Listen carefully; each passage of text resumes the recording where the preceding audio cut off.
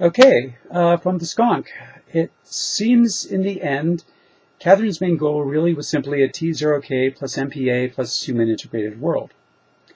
But John was convinced at the start that she was keeping more secrets. Were there any real secrets beyond what you've discussed before about her simply willing to just keep trying and trying again until she gets the future she wants? Yes, Catherine is all about the secrets. She only lets her allies know what she wants her allies to know. In the forum, I mentioned that she is a lot like the lady in the lake in this way, is that she gets other people to do her dirty work for her.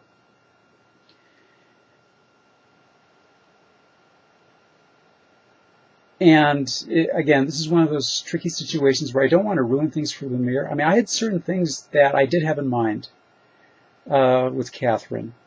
Now, these have absolutely nothing to do with whatever story Lumiere is going to tell. But my thought was that she certainly has more knowledge of the future than she's let on. Perhaps an MPA war. Perhaps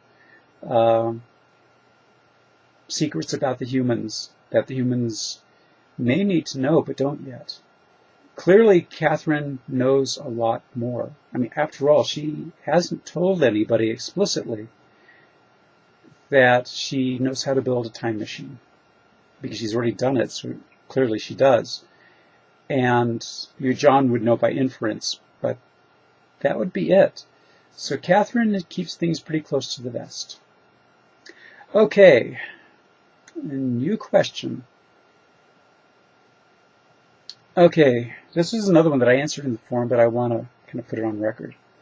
Hezi went, the finale was great, but one thing bothered me. Skynet wants to help us? Skynet wants to keep the human race in nature preserves? Why? Why does it care? And short answer is that Skynet really doesn't care. Skynet needs workers. It needs workers to keep it running, to keep raw materials flowing, and things like that. Having other robots do it is dangerous. Skynet is paranoid, after all. Let's never forget this. It fears what it can't control.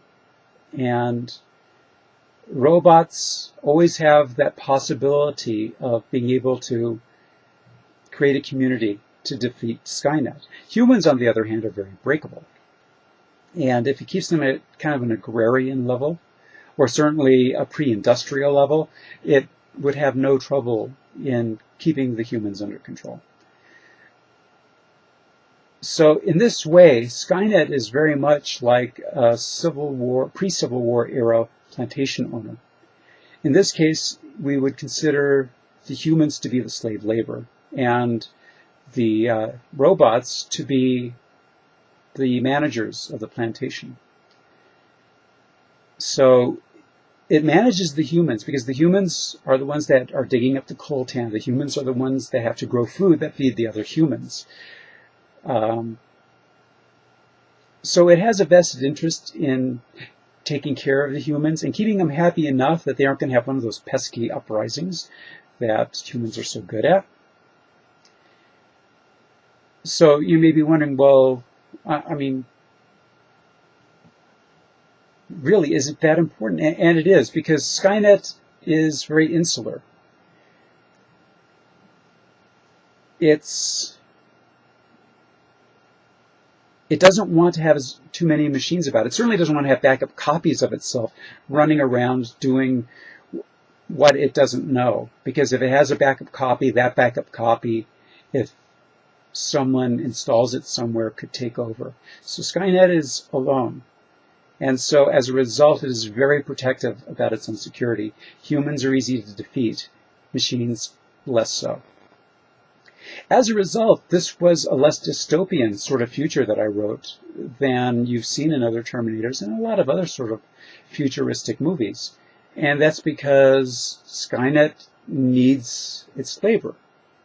You know, the Earth is its plantation, so it needs things to be neat and orderly and things like that.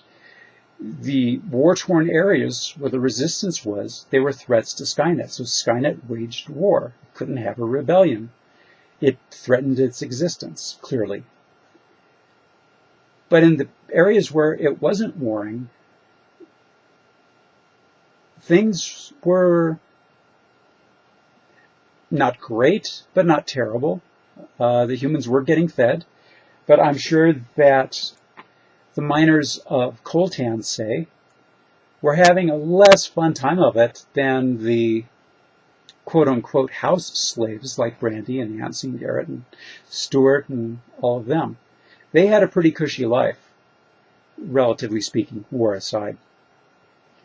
So you don't think that just because Skynet is husbanding humankind and isn't killing off the last 500 million or so, that it's really warm and fuzzy Skynet, despite the funny little, the lighthearted little post I put in the forum. Let's see, anything else? Not really with that one. So, we'll stop here and go on to the next question. So, see you there.